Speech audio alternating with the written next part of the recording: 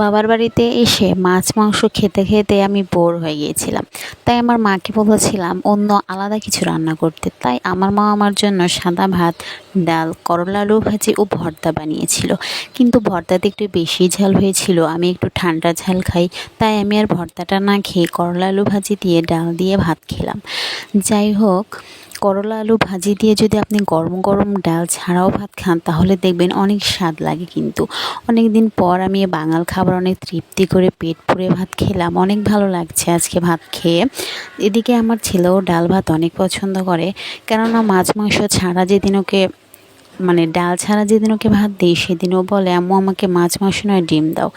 কিন্তু যেদিন ডাল থাকে সেদিন ওর কিচ্ছুই লাগে না, কারণ ডাল দিয়ে ওকে ভাত খেতে খুব ভালো লাগে, তাই অনেক মজা করে ভাত খায়।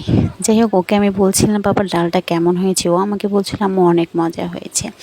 যাই হোক, আজকের ভিডিও এ পর্যন্ত। সবাই ভালো থাকবেন, সুস্থ থাকবেন। আল্লাহ হাফেজ।